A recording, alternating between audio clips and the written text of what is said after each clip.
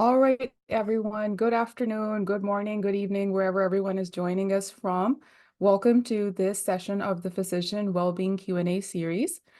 This is how our conversation will go today. I'm going to talk a little bit about what the Early Career Physicians Institute is. We're going to do some introductions, some housekeeping, and how we're going to proceed with the conversation.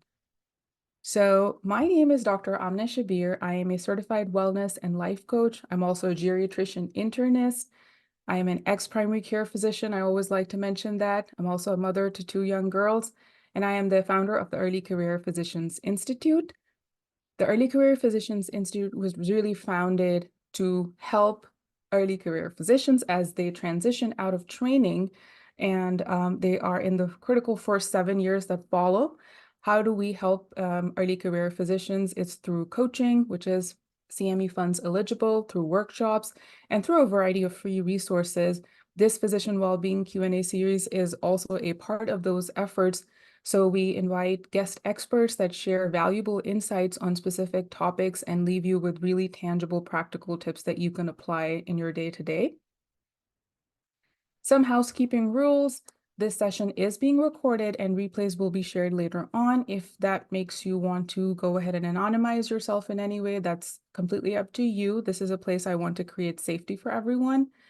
The platform that we're using right now is Zoom. If anyone has questions regarding to Zoom's policies, please refer there. You are welcome to place your questions in the chat as we go, and you're also welcome to raise your hand and ask questions. We'll do that at the end so that we can maximize participation that way. And a disclaimer, none of this is professional, legal, medical, financial, or other advice. We're really just creating this space for information. And if there's anything specific that you would like for yourself, I would go ahead and get specific individual advice for that. And with that, I am very, very pleased to introduce our guest speaker. We have Nikki Ryberg with us. Nikki is a certified professional resume writer with a master's in HR and labor relations. She has had 15 plus years of leadership experience, and this is just one of the many things she does. So with that, I'm going to stop sharing my screen, and we'll have Nikki introduce herself and share her screen and take it over from here. I think you might need to make me co-host or host quick, so I can share my screen. Done. Done, okay. There we go. Thanks.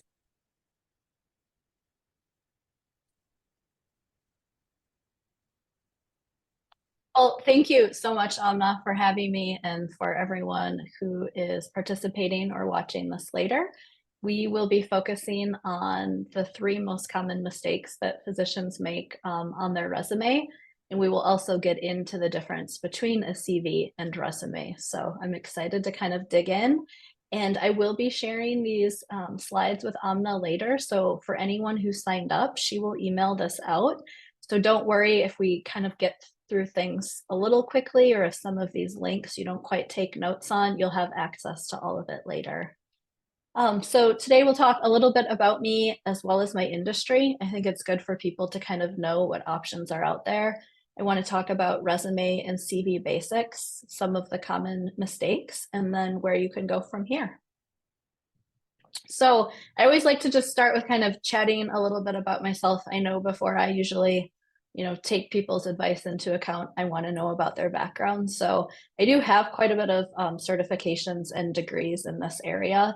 And it's really important to know that a lot goes into a strong resume, and there are options to outsource it. So before any of you are sitting there like, oh, great, now we get this big sales pitch on how Nikki needs to write our resume. To be quite honest, I don't do those anymore. I collaborate with a writing partner, and I have some behind the scenes kind of integration into it and things like that, but I'm like a small one-woman shop. So I'm really more here for you to understand what options are, what sort of things need to be on a good resume, and to know if or when it might be worth it for you to outsource it.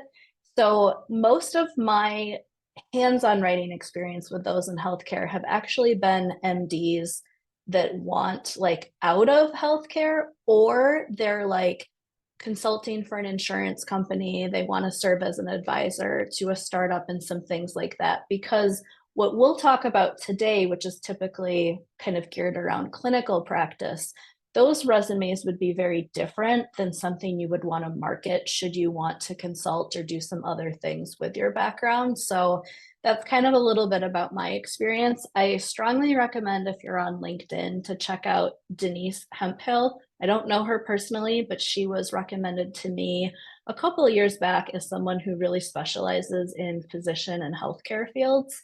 And then the other one who I really like is Sarah Johnston. She is an executive resume writer and she does help with physicians as well. So just following them on LinkedIn can give you a lot of good insight as to what you should include on a resume or different options out there. So I think that should hopefully help everyone. And you can welcome to follow me as well. So let's just start with the basics. This presentation was called CV, and I probably should have checked with Anna to be like, do you want me to focus on CV? I assume you want me to focus on resume based on your target audience, but regardless, it's probably important that everyone know the differences and understand when they would want to use one over the other. So in the US, for those of you who are seeking employment in the US, for most non-research and non-academic jobs, you want to use a resume. And this is considered the summary of your career background, and it really focuses on the achievements and skills. And it typically uses a chronological format, kind of in order of like, where am I now, going down to where you were before. A CV is used more in academia, scientific research, and medical fields. And that's an exhaustive summary of like all of your speaking, all of your research, all of your publications and things like that. It is best practice if you're looking for a clinical role to use a resume. Those in the clinical setting, the hospital settings and things like that, it's usually a recruiter who's kind of overseeing that process, at least initially, to collect things. So they're looking for the summary, and we'll get into what you want to include on that to stand out. For those that are just uncertain and they're like, well, you know, this job could go this way or that way, this is a link that I found through doing some research for this presentation, and you can go back and look this one up later. But I thought it did a really good job. Princeton put this out, and it does an excellent job of really comparing what's a CV versus the resume guide. When would you want to use one over the other? It's through their career department. So I would definitely recommend checking there if you're kind of like, well, I'm not sure, like I'm kind of in this gray area. What do you recommend? This would be a good starting point for you to learn more about those differences. But for today's purposes, we'll focus on resumes. So I want to get back to basics. I think something that most of us forget is when you write a resume, you want to start with who is your competition and really think about how you stand out. It oftentimes is like, well, I went to school here, here's where I worked. It's just sort of the bare basics. Like, what are you talking about, Nikki, my competition? Well, it is a competition. And some of these roles have thousands of applications depending on how coveted that hospital, that clinical setting, or that location is. So it is important for you to understand some people have really, really good ones, whether they put a lot of time into it or whether they paid money to outsource it and get like the best they possibly could. So some things to keep in mind with resume basics are that you want it to look good on paper, but you want it to be safe. And what I mean by that is most places are using what's called an applicant tracking system as their software database to post positions, to collect resumes, and they may get thousands. So when that human recruiter sits down to say, okay, I need to start scheduling, you know, phone screens for this position, they may have so many resumes to look at that they tell this ATS system, just show me the top 25%. Like that's all I want to see. And we'll get into that a little bit later in terms of how are these systems reading who the top 25% are. And I know it can seem contradictory because if a computer's reading it and the human's not looking at it till later, you could argue, well, Nikki, why does it need to look nice? Like most of this is just going to an ATS that's parsing out a bunch of information in some database. And I'm like, yeah, you're right. Like you need to look good for the ATS and be able to meet their needs. But when they go to email that resume out or print it for the hiring manager, they will see it. And I go back to it is a competition and it is a marketing document. So you can think it doesn't matter. And for some of you, it may not. If you are just like, if you're Beyonce right now, she doesn't need to give a resume to do a concert, right? But for most folks, it is a competition and we have to somehow stand out. And so I would argue, well, don't you want to put your best foot forward, knowing that other people are? So how it looks and feel is still really important. So with that, it needs to have a little flair, a little formatting. White space and clean lines still matter, but the old school days of black and white, it looks like it was done on a typewriter, that really won't help you stand out in today's market because some people have really, really strong ones. It needs to be easy to follow. Definitely chronological is the winner. If you've had some gaps, maybe you took some time off, maybe you pivoted and some things like that, more of a hybrid approach might be what I would recommend. And those are kind of one-offs. But for most folks, kind of where were you?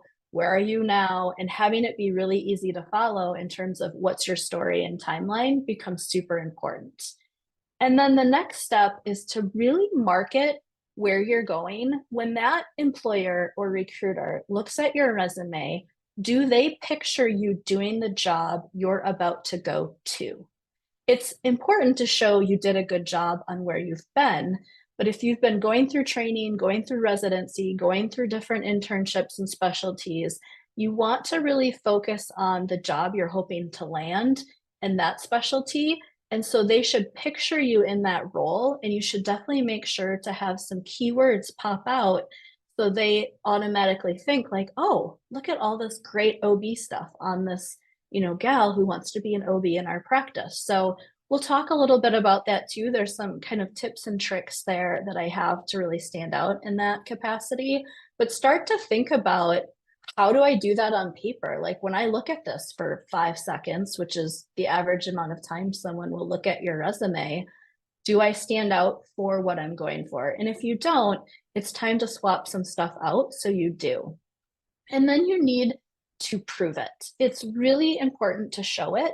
You can say you're good at things, you can list them, but external validation, having some accomplishments, some metrics, or even testimonials can be huge in this process. So we'll get into that in a little bit as well. I have some really good visuals because I know hearing this stuff can sound great, but then when you picture like going down to do it yourself, it can feel very different.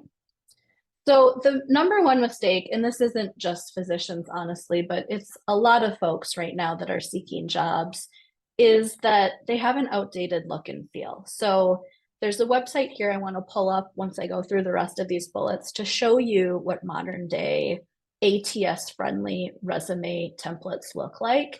And it really is a common mistake that physicians have too long of text or too many paragraphs, or they just list some things. Like they don't use bullets, they don't make it skimmable. They might list a bunch of kind of, we'll call it medical jargon and the employer and dates, and it doesn't really pop. It doesn't really tell their story. It doesn't showcase them. White space in real estate do matter.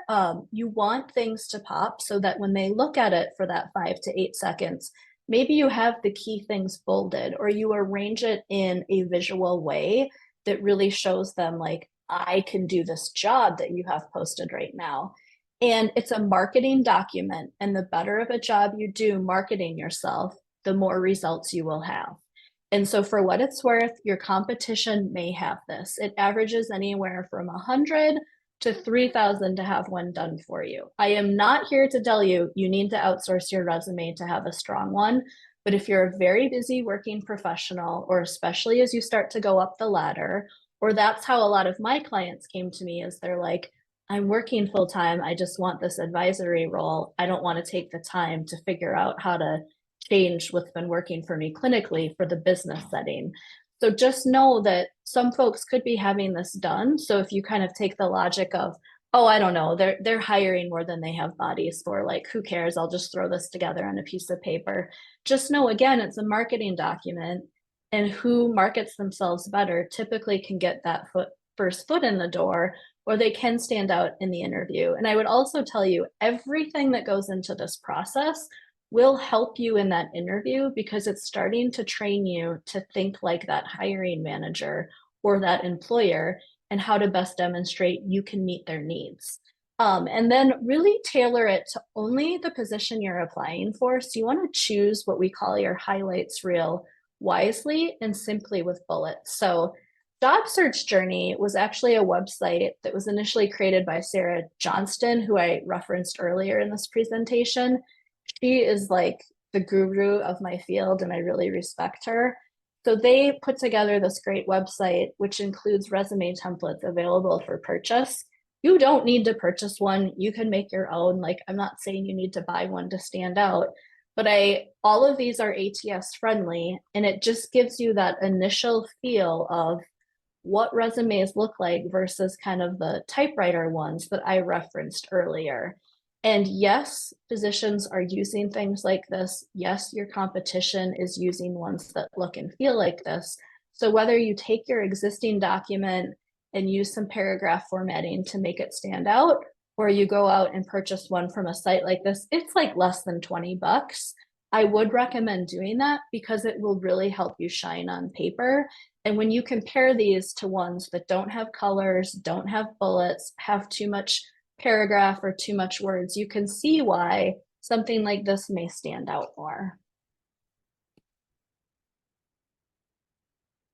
Mistake number 2 tends to be irrelevant information. Physicians are like successful, typically since undergrad. It's really hard to get into med school. It's super hard to get that coveted residency spot to match all the things. So it's very common for those of us that are overachievers to want to list everything we ever did. So our rotations and every job or publication for your entire career history. You really shouldn't have any high school information on there any longer. It's outdated. Nobody cares if you were valedictorian of your class. Those days, like, they're not measuring you based on how you did in high school. College really does need to be more limited. You don't need to list every internship you had while you were in college. If it was really relevant research to what you're doing now, that might be worth putting on.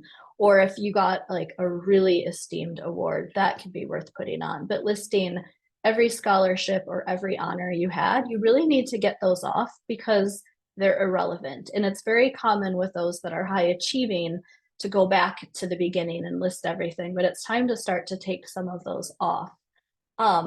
Definitely anything from medical school on for early career physicians is important.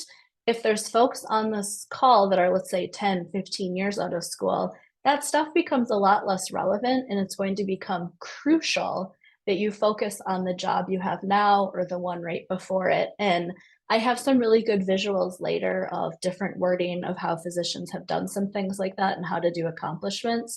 So hopefully that helps with the information. CVs, like we discussed earlier, are really only used in academia in the US, and they tend to be too lengthy for the average hiring manager. I'll refer you to that earlier website that kind of breaks down the difference between the two and whether you should use it or not.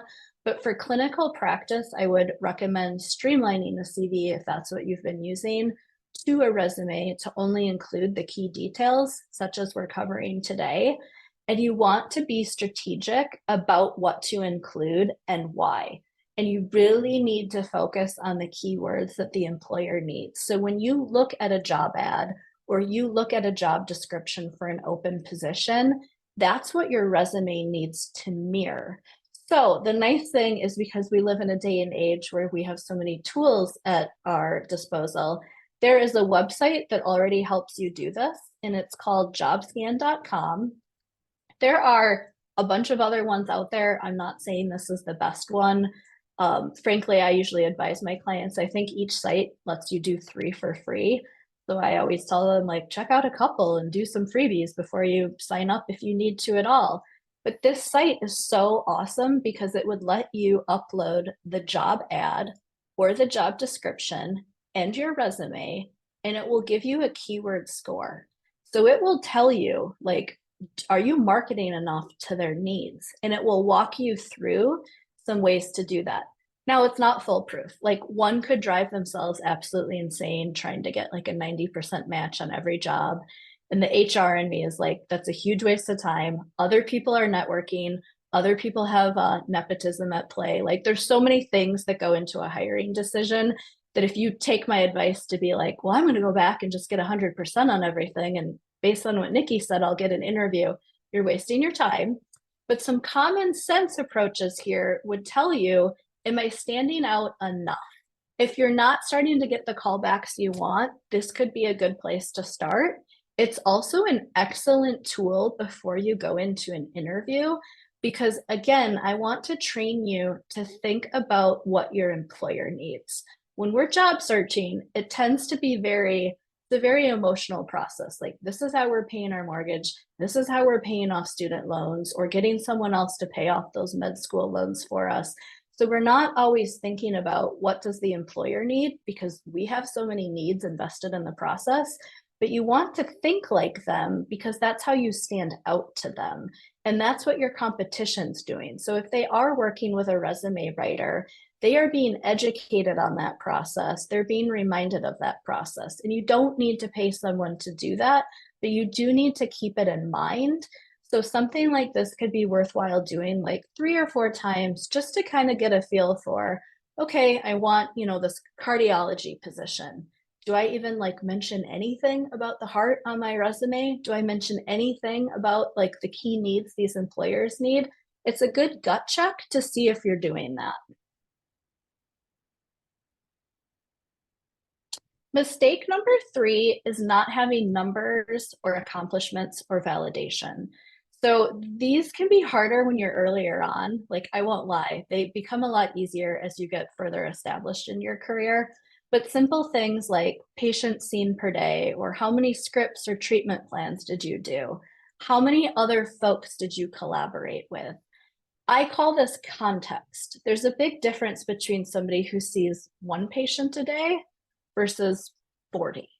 And giving some context in terms of what kind of volume you had to endure can help showcase what you're capable of. Were you given any awards or honors? Are there any patient satisfaction scores that you have access to that you can include? Are there clinical or project metrics or outcomes? And also referrals. If you drove up like a book of referrals by making a relationship with another physician, some of those business metrics can be really important as you start to go into more of like the clinical aspects. Testimonials from supervisors can be an excellent thing to put on your resume. We don't list like references available upon request anymore. That's considered an outdated practice, but there's nothing wrong with ending your resume with a testimonial section that maybe has something from a supervisor or an attending. Patient goal success rates, and if you do have scores on physiciangrades.com, that can also be really great to put on. So now's where I want to get into some examples, because I think all of this kind of ties together when you can see it.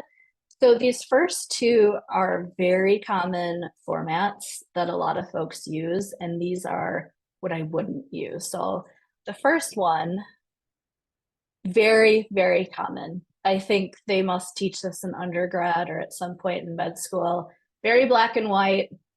There's no colors. There's really no story here. Not a lot goes into it. No use of bullets. There's no numbers. And the interesting thing on numbers is that's almost more of a marketing technique because numbers pop on paper.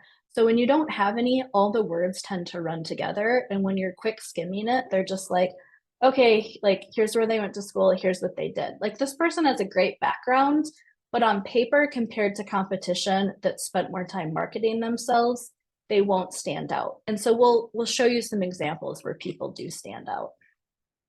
So I'll show you another common one that I see, which I call this one like the typewriter one. Very common. I think it was a common like Word document. They do have bullets, but there's not a lot of accomplishments given. There's not a lot to their story. It's just very factual. And we really want to get after who are you and what do you bring to the table? So this next one does show how to weave in accomplishments for a physician. Now, I will say this will become easier as you get further along in your career, but it will also train you on how to start documenting and keeping this stuff as you go further along in your career. So when I skim down, I don't really care about all this stuff. But when I skimmed down, this was one of the best visuals I saw for physicians online, is when you look in this section for this physician, the numbers pop right away. They're really showcasing some metrics, some high performance. They're showcasing scores, reviews. Like, do you see how the numbers pop here? And when you see something like this compared to the last two I just showed you, can you see why an employer, like, who would you call of the three? It's not necessarily who went to Harvard or who did their residency at this particular hospital. It very much so, if you have some really strong results, you become extremely competitive on paper, and it's the way you can really market yourself. So hopefully this one can really show you where you can go with those bullets. And they did a good job under here of doing some for like attending, for resident. Sometimes you don't have as much access to that stuff when you're earlier on, but you absolutely can still weave it in. Like an award stands out right away. I would probably say on the second bullet here for the resident, you could talk more about the volume of people you had to collaborate with and get more into the context of the examinations and how many patients and things like that. And then also listing skills and some things like that could help you stand out as well. When they were in attending, they did have a few more numbers that they were able to list, like this high satisfaction. Those are things that bode really well because your competition will have some of this. So it's just really important to know and think about, how can I use what I've been doing to stand out on paper? So there's one last one. I would say this one I just showed you, those were the best bullets to use as an example. This is just a visual that kind of pulled it all together. It's like an average physician one that I just found on Google. But this can just kind of give you that look and feel. So now you're kind of seeing the typewriter ones, the ones that list a lot of words. And this shows you how just a small amount of color, a small amount of formatting can really help you pop. And then if you focus on having those accomplishments and having that external validation to back up that you're really strong at what you do, that helps as well. And then one other thing to keep in mind is that there's also a lot of templates available on Etsy. So this was just one I happened to pick up. It's nothing fancy, it's very simple.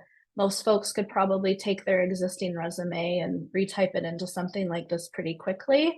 But I liked this because this like section here for skills and expertise, this is a great way to pop on paper to show them you can meet their needs. So this section shouldn't have things like great communicator, detail oriented. It should be pretty much focused on the type of role you're going for and the specific keywords that that role needs, because that shows you, like, this first third page of your resume is where they're initially judging you. So you want them to immediately picture you potentially being in their role, or at least wanting to talk to you to see if you would be a fit for it, because ultimately that's what the resume is there for. The goal is to get the interview. So we want to get them interested enough in your skill set as well as what you're marketing about yourself to talk to you for the interview. So I think this one was, it might have been like $8 or $10. So again, it can be a really nice way to stand out. Then we get into your work experience. This is where the chronological order is important. You should always start with your most recent and go from there. And you will want to take some things off. You don't want to list every position you've had since undergrad. You are now applying for physician roles. So it needs to be really focused on what you've been doing from kind of the end of college and really more focused on med school and beyond. Listing education and certifications and licenses is huge too. Typically that is at the bottom.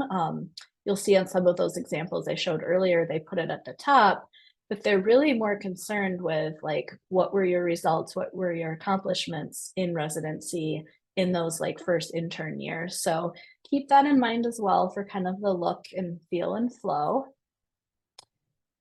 And from there, if I left a lot of time for questions, which was my goal. If anyone wants to reach out and follow, I'm on LinkedIn.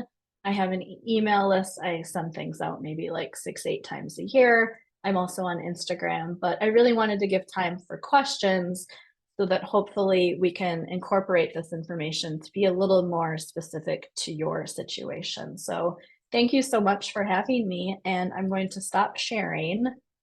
and kick it back over to Amna. So, well, maybe I'll leave it up just in case I need to refer to something, Amna. So, what questions do people have?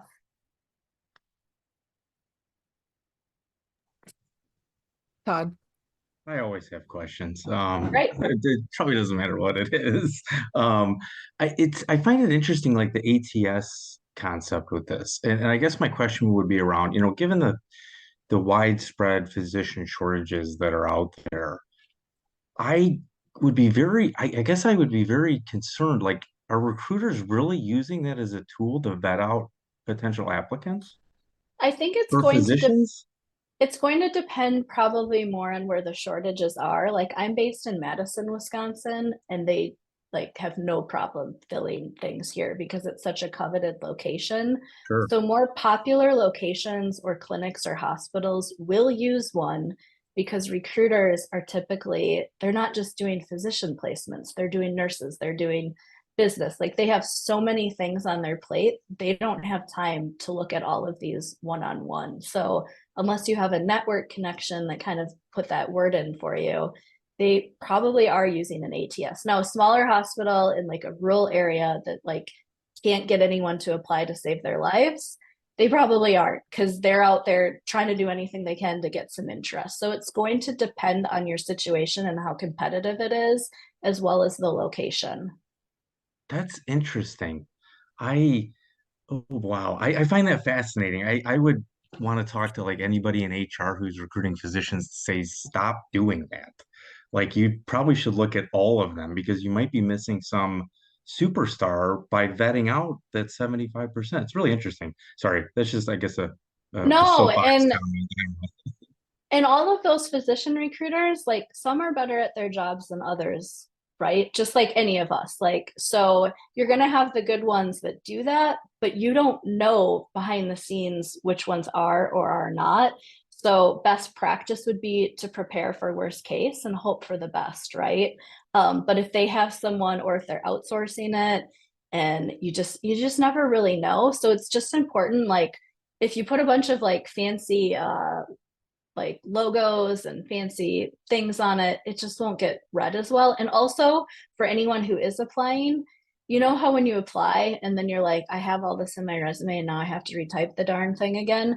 Sometimes that's because you don't have an ATS friendly resume. So it could be that the system's not reading it well. So if you Google this, I might be botching the term, but like professional resume writers, like the Sarah Johnstons of the world, they will give you a pretty resume and then they will give you something that's called like an ASII one or something. If you Google it, it basically takes out all the formatting. So their thought process is you apply with the one without any formatting in the hopes that it parses better and you don't have to spend as much time on it. And then you have the pretty one to bring with you to the interview or to follow up with the recruiter to be like, oh, hey, here's like a copy of my actual resume. So it could also save you some time. Thank you. This is really cool and informative. I appreciate Yeah, Anna setting it up and Nikki for sharing because mine's probably one of the boring, black and white old it's guy okay. resumes. It's okay. Thanks for asking the question, Todd, and thank you so much Yeah. for that was wonderful. And I will echo, mine looked like the ones that you showed. And yeah, very similar. I think that in like professional, I redid my speaking CV. I used a better template at that time, but for Mhm. my clinical professional one, very much looked like the same. And the fact that you mentioned between CV and resume was, I'm going to say that was an intentional error, just so you could point it out to us what the difference was, and we could all learn. I do have this is more of a general question in terms of you mentioned the template on Etsy. I know a lot of people will use Canva. Any Mm. thoughts about using that as a tool Yeah. to make over the CV? So the professional writers are not fans of Canva. It does not parse as easily for ATSs. And I know from working with clients that use them, if you need to make changes or switch things around, it's a lot less user friendly. So I would strongly recommend using Word over anything else. I also find Google Docs just doesn't have some of the formatting capabilities. So not a fan of those. If you have one and it's working, great, stick with it. Because again, like you might have the right skill set at the right time and place. Like don't redo it if you're getting interview calls. But if you're not, then I would look at Word because it gives you a lot more ability to put in more of those accomplishments and have some creative flexibility. I like that. I have some questions listed that I can go over, but if any of our live participants want to chime in, feel free to drop your questions in the chat, raise your hand, ask. We're really appreciative of you all giving your time to us live. Yes, Tammy, please. I do have a question, and thank you, first of all, to Amna for sponsoring this, and Nikki, fantastic information. I am a do not do. I still have a CV, not a resume, Yeah. so I'm surprised mine wasn't on your list. No, I have a big military background history, and I know that I have a hard time taking that out because I think that's part of what makes me stand out. But how would that give me an excuse to have a 1.5 or a 2 page rather than a 1? Because you want to put things like that? Or is it really weird because it's a whole other language in and of itself? Like medical is a different language than the military. So where do you maybe marry that or just briefly mention that? A couple things. So it's definitely okay to go up to 2 pages on a resume. Really, the only time I would say it's not is like if you have an undergrad who just graduated and they have no work experience, like obviously 1 page would suffice. And if you have a lot of similar accomplishments, it's okay to get things on 1 page. Absolutely, you want to have your military experience on there. There's a couple different ways you could do it. You could list it under your professional experience, or you could think about creating a separate section to have like US military experience or wherever the military experience may be from. And you could do something like that in a paragraph format where you kind of just more talk about your story, like served X number of years. Here's some of the things I did. You could also just have some bullets. You don't necessarily need to get into time and dates. That's one thing I didn't cover here, the app, because I was more pivoted towards early, but you really only need to go back about 10 or 15 years for age bias reasons. So what I suggest is people do these additional sections where we're only focused on your positions maybe the last 10 or 15 years, but you have all of this other amazing things to offer. Do those in separate sections, either through bullets or a paragraph format would be appropriate, so that they see that they can ask you about it in the interview, but it avoids some of the age bias, like just blatantly putting like, if you put everything out there, they can do your age pretty fast. So that would be my suggestion for that. And then what I would recommend is focus on the things from the military that most help you in the jobs you're going for. So even though it's great to have all sorts of awesome things, employers are like children. We're selfish. Like they only care about their needs. So the more that you can just put their needs out there, the better. So that's where I would focus for what it's worth. Thank you. Yeah.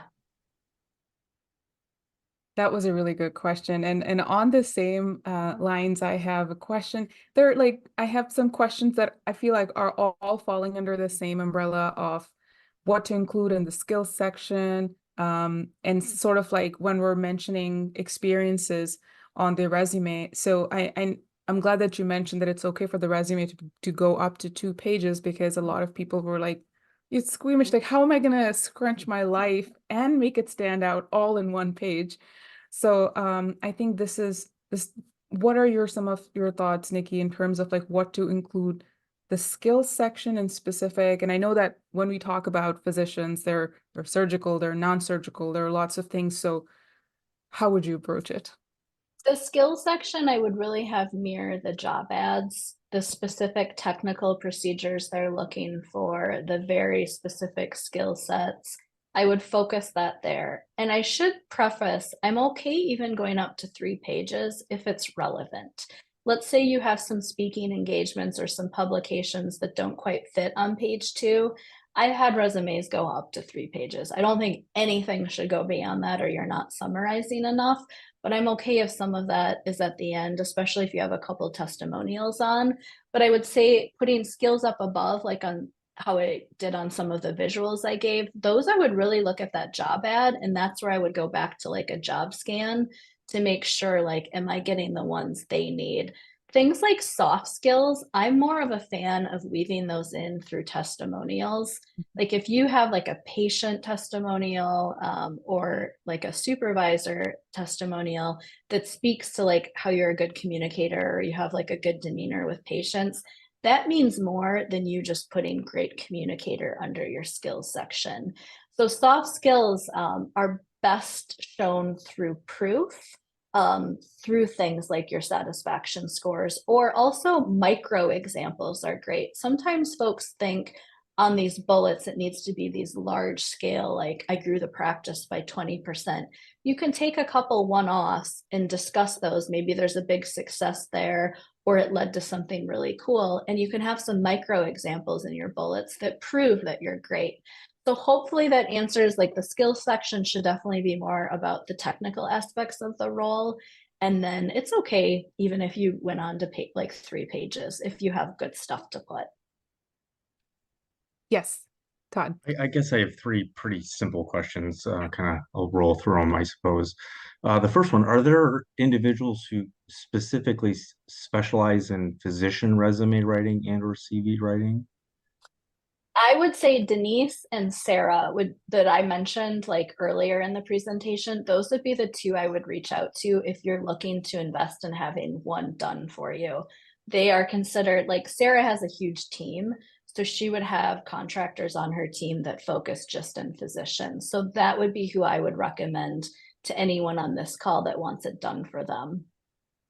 That's helpful. The other thing is what about like, I mean, like athlete. So say you were an athlete in college and you had athletic, like scholar athlete type stuff. I mean, those aren't common. Would you Right. include that in a resume, or how would you deal with that?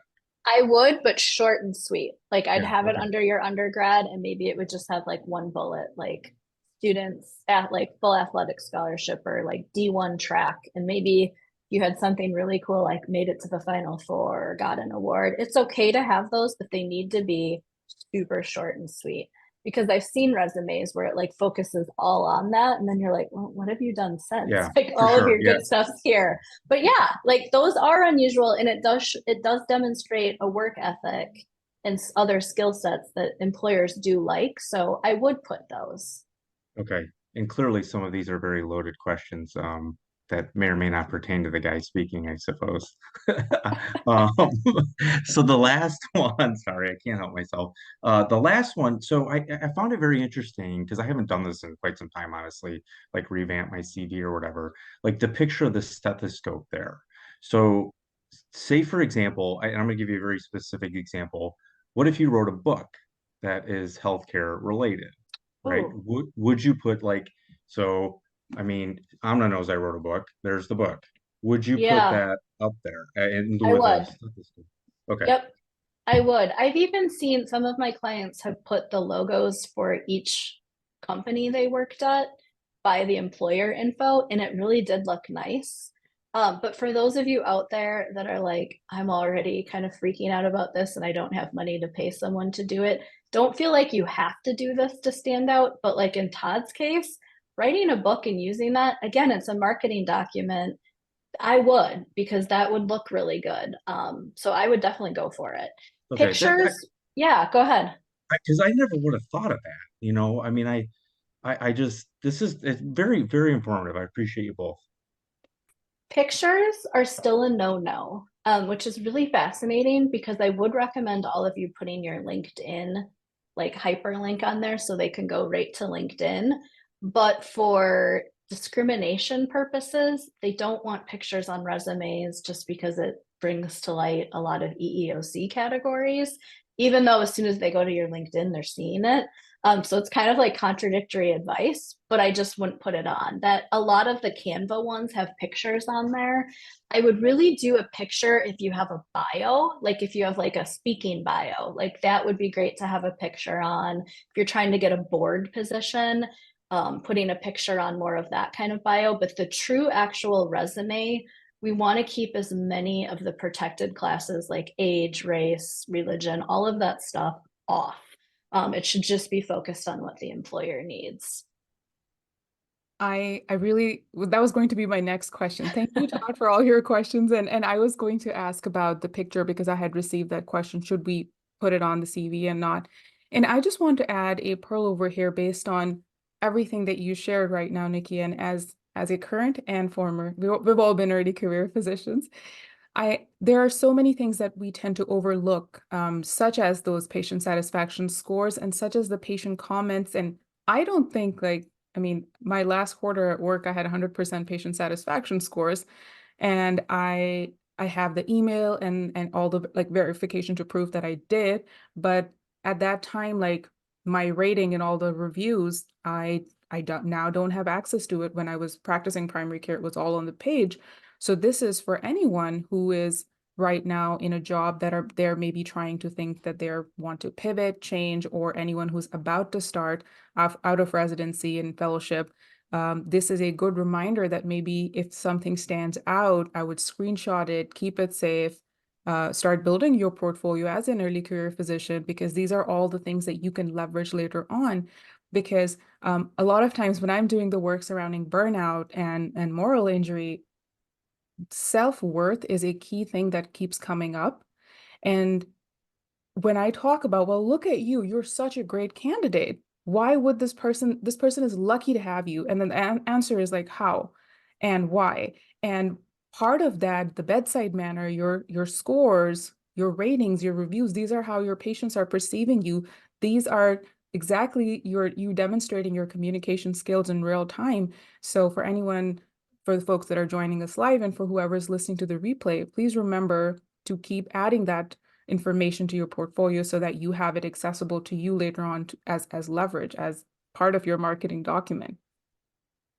Yes, I love that, Amna. Even just throw like a folder in your Gmail or whatever your personal email is and save that stuff, because I can't tell you how many folks come to me 20 years later and they don't have access and they didn't save any of it. And now we're trying to make them pop on paper and they have nothing. I mean, we get creative, but it's so helpful. And if you have a bad day, that's a good place to go look. That's such a good, important reminder too, Yes. because this is it. I mean, what have you done if only, like I was talking to this person the other day who's very burnt out right now. And all I have done is seen 30 patients a day for like the last 4 years and have excellent cardiovascular metrics and all the things. And my patient panel is doing incredibly well. I feel terrible and I can't justify what an amazing physician I am right now and why I should actually advocate for what I want in my next job. So this is so helpful. Um, I want to emphasize again about the LinkedIn hyperlink, and there is a way in which that LinkedIn hyperlink can be made customizable. You can go YouTube that and make it nice and pop on top of your resume. Somebody has asked a question that mentioning webinars and courses you took online, is that good or bad? So it depends. Like if they're really, really relevant to your field, I would do it. Or let's say you took one on like crucial conversations, like something that maybe added to your soft skills in a way that's not demonstrated. But also, if they seem like they won't help you stand out, then maybe leave them off. Like it just really depends. Like, because I've seen some folks who list like everything, and you're like, okay, great. So you learned about HIPAA. Like, good for you. Like, so if it's relevant and it makes you stand out, list it. But if it's something that everyone has to do or it's not unique, then I would question, why is it on there? Because what happens is, a resume is like real estate. So the numbers pop and your accomplishments pop. But if it's too flooded with all of this nonsense, they don't hone in on that as easily. So you really want to be strategic about what you put. The most important stuff's always at the top, and the less important stuff is towards the bottom. Same for your bullets.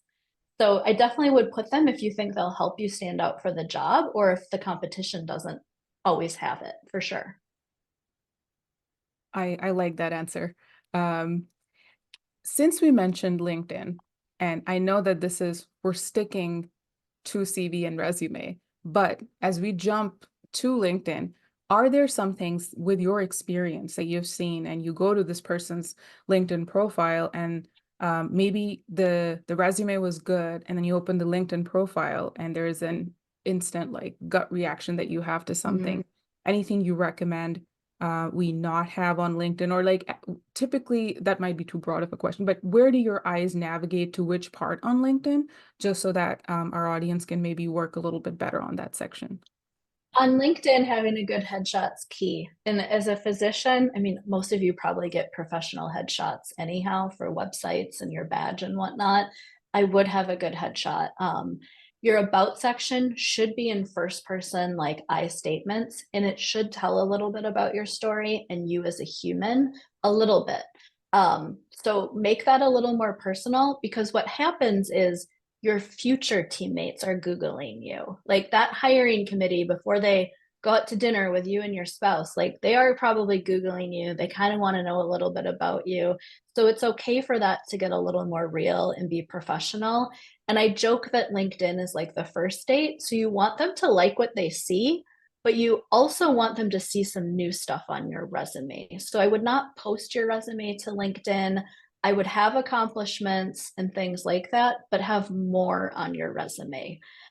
So like go through your bullets and maybe you pick your, top 50% you like. And I'm okay with a couple copy and paste jobs. We only have so much time in the world. I don't think reinventing everything you have on your resume is worth the time, but it's also okay to kind of use some first person statements to describe your roles, to be like, I chose this particular residency because I got to work with this person. Or it's okay to weave in a little of the story there and then have some bullets. So, and then same, avoid the age bias there as well. So you guys can take a look at my LinkedIn profile. You would want to do what I'm doing. I'm like typically geared more towards women and like career coaching and resumes from that standpoint. So mine's very like, my whole story is out there in terms of like kids and jumping around and all the things. I wouldn't tell someone in a professional setting to have all of that out there. Mine's from business development, but I hid my age because I have what I'm doing now. And then I used it in a way that just like, I think said like 2017 to 2017. And then I have paragraph formats to tell my story. So you can do something like that. Or another one is Adam Karpiak. I'm going to put his name in the chat. He is a really, I think, pretty well-respected recruiter in like the corporate world, but he does a lot of like funny things on LinkedIn. But he too used his LinkedIn in a way that like, I have no idea how old he is. He used the formatting in a way that kind of listed his past. So for like, Tammy with her military experience, that could be something she could weave in a way without necessarily having the years. So hopefully that helps with LinkedIn. Because yeah, you're right. That's almost like a whole other topic, but hopefully that kind of gives you a feel for the difference between the two. Yeah, this was really helpful, and I think that we covered all the questions as well that we had received, because I know I had submitted them earlier to you so you could weave them into your presentation. Any other questions from our audience right now as we sort of wrap up? Any last pearls that you want to share, Nikki? I do. So I'm like a dental hygienist in the sense that like, this is all I do. I study resumes. I help people who are struggling to find jobs on ways to stand out. So please don't leave here thinking you need to spend 40 hours overhauling everything. If the phone is ringing, just keep, if you even take 25% of this, it will be worth it. But also, if you do have like the dream thing and you have no time, it might be worth the investment. But I'm not here to tell you you have to, but just know there's no shame in getting help, because I don't think people realize how many people are getting help with all of these steps. Like I had no idea until I started doing this when I got out of HR. So hopefully, depending on where you're at, you'll kind of know where to go from there. But I hope I didn't like cause panic to anyone. It's like, even if you just get a couple numbers in, you're doing good. I will definitely say that you do not get any panic in, because I always go back to knowledge really is and truly is power. And that was my thought process when we started the physician wellbeing Q&A series, because I want to call experts over, get my questions answered, get questions answered for all the other physicians. Like I had no idea about ATS. I had no idea that I really needed to give such a makeover to my resume, and that it could go up to 2 to 3 pages if needed. And how can I leverage all the things such as my patient satisfaction scores, patient reviews, comments, my cardiovascular metrics, all these other things. So I think this was so insightful, and I really, really appreciate you sharing this time with us. And with that, we will go ahead and just like pause recording. And thank you so much for those watching the replays. And thank you everyone for joining us live as well.